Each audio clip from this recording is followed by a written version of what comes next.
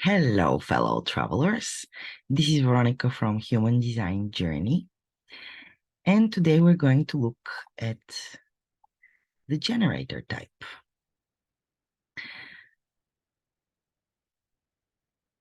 So, the generator has an open and enveloping aura, and their strategy is to wait to respond, and the signature of the generator is satisfaction. This is what the generator is here to, that's why it's called signature, to experience and be rewarded with. So the generator is here to do only the things which make them feel satisfaction and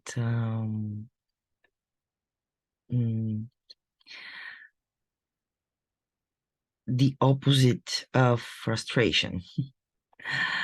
The strategy is wait for things to come, to respond to them or not.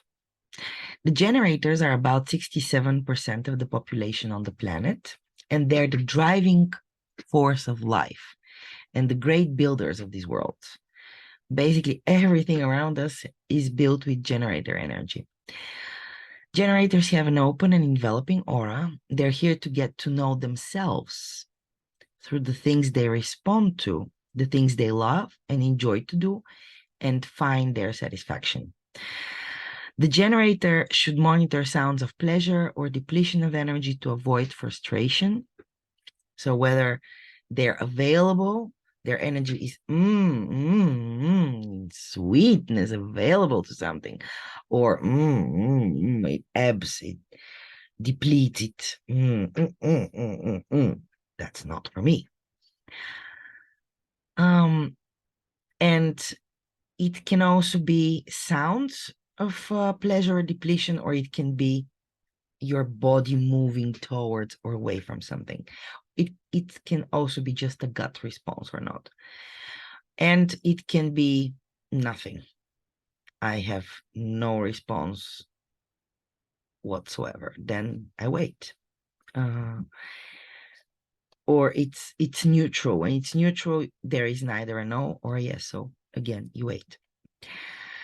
The signature of the generator is inspiration and satisfaction with the things in their life, with the things they do, because the generator is here to do and to work and to create and to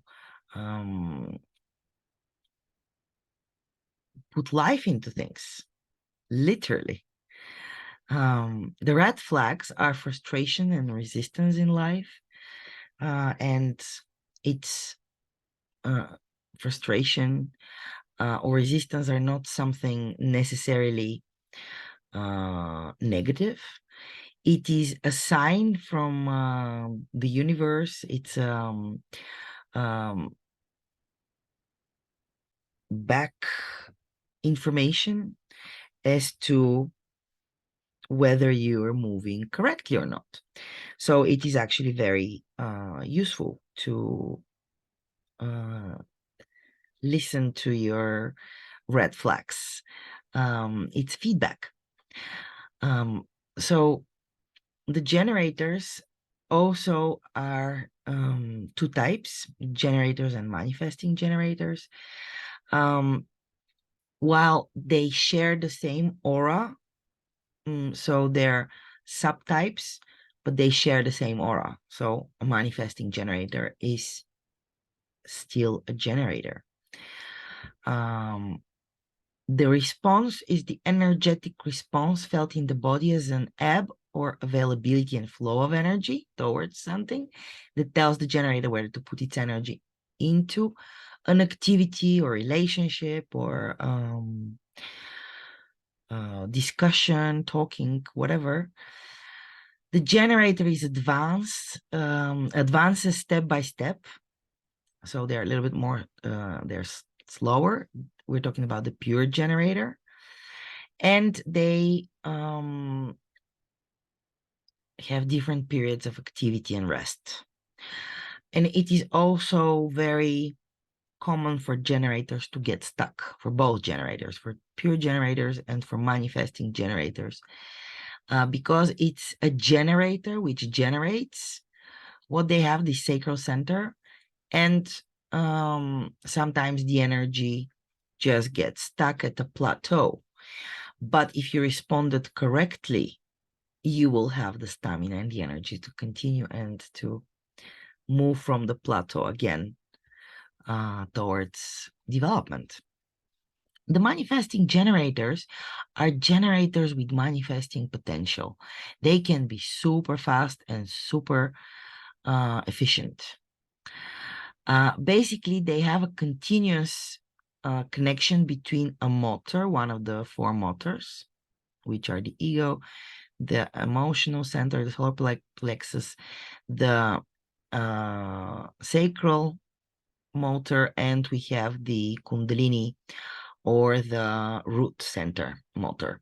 So those are the four motors in the body, and there is a continuous connection from a motor to the throat. So it can be like that, or it can be like that, or like that, or like that. It can be anyway, as long as there is a continuous connection that makes this generator a manifesting generator. There is a direct manifesting potential, direct connection to the throat. So those people can be very quick and act and say things very quickly, very fast. This does not make them manifestors. This doesn't change their aura or their auric type. Although they do experience anger as well as the manifestor. So they have frustration and anger as red flags. The key to manifesting potential, though, here is response. It is waiting for the universe to come to you. So the response to our words and movement, availability of the energy for something, but the manifesting generator, and that there is a slight difference here, understands whether the activity is suitable only when they start doing it. So they respond, they start doing it, they engage their energy, and only then see actually how available they are, see whether they really respond to the thing or not. So if the manifesting generator drops things, it is because they didn't respond to them in doing them. So knowing that, it's good to communicate this in your relationships and circumstances that you need to try before you engage or not. The manifesting generator has a special gift. It is to skip steps. When they hurry too much, though, because that's on one hand, their gift is to be efficient. It's the power of the manifesting generator to be efficient, to know what steps to miss and to skip, to be very fast. On the other hand, they are too fast, usually, in their not self, and they hurry too much and they skip important steps, necessary steps, for which they afterwards have to go back to do the job. And if it was something really essential or basic, it might collapse the whole job, the whole work, the whole situation. So it is to know which steps you can effectively skip, or if you can skip them, whether you can come back, finish them without too much frustration, resistance, and anger. So these are the main differences between the two types of generators. And there is one more very important difference, is the generators, they are both are the aura type is actually a regenerator. So it's not the aura, but the energetic center, the sacral center. It's a motor, and it's not only a generator, it's a regenerator. So when they do the things they love, this motor regenerates. So in every morning, the generator wakes up ready to engage their energy, their batteries full max, and ready to work. And the generator, when there is nothing they can engage their energy with, or nothing they love to do and to work, they feel guilty that they're not using their energy. So they're ready to spill their energy for anything which comes along the way. And it's so easy. You see how easy it is in this way to initiate and to manifest things out of energy, abundance, an overflow of energy. So the generator rather do something than do the right thing, if I can say that. But if they don't do the things they love to do, instead of regenerating, they become more and more depleted of their energy. So we live in a frustrated world with tired people, or people working like the mouse on the wheel inside the cage, like not really with pleasure. The generator is here to experience satisfaction, and they should go to bed really exhausted and totally empty. Their battery should be empty, and then they can crash in bed. While the manifesting generator should exhaust themselves in the bed by finishing up their energy there, by reading or watching something or whatever. Go to bed one idea earlier than exhaustion, just before that.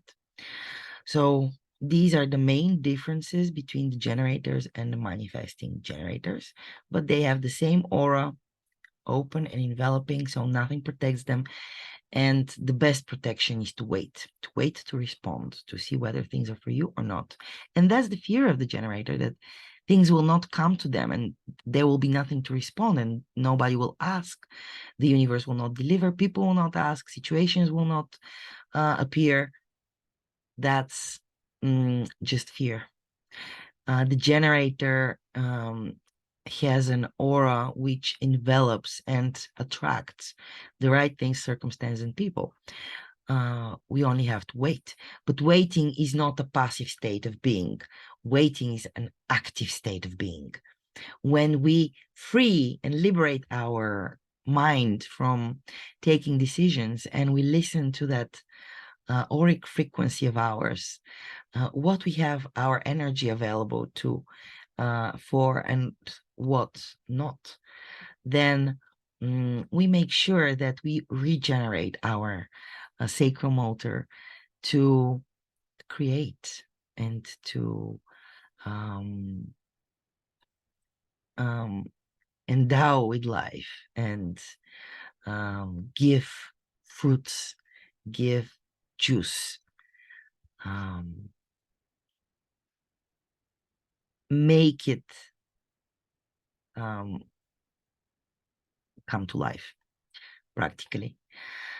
The questions which can help generators center themselves and ground themselves,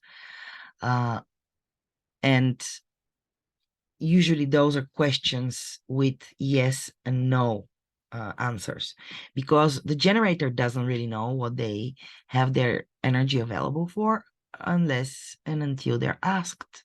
They don't even know what to eat until they're asked, until they have the possibility to respond to something. And life asks also, when you pass a shop and you see something nice you like, that attracts you, and that is life offering you. So questions are there all the time. That's why we call it an active state of being open and being aware. So when you free your mind to be the observer and the passenger instead of the doer and the initiator, you will see so many opportunities. That's an active state of being. The other one is a trance state of being, in some sleeping state, not awake, not really awake. So why do I have to wait? Well, you don't have to, and please experiment with that. Nothing in human design is compulsory. Actually, it's an experiment. So you can try it for yourself and see what happens when you wait and when you don't wait. And at the same time, having to wait, it's about the aura. Nothing protects you. If you go ahead to things, you don't know which things will come to you. So let's say it's a mechanism of filtering, in a way, things which come to you, which come your way. There might be something for you there or not. What am I waiting for? You're waiting for life to come to you. You're waiting for the universe to knock on your door and ask you and propose you and give you. So that's what we're waiting for. We're waiting for something to respond, or not. And then what does it mean to respond? Well, it means to respond to whether your energy is available to something or not. Whether to respond, it can be a very gut sound, like or the energy ebbing like a tide, like going down, depleting. We feel depleted from energy when things are not correct for us. And the opposite, we're filling up with energy and liveliness and towards something when it's for us. Sounds of pleasure. That's the response. What is healthy for me? Healthy for the generator is everything which makes their sacral sing. They love it. Respond to it. Feel pleasure, satisfaction. That's what's healthy for the generator. And everything which makes them frustrated or resisting and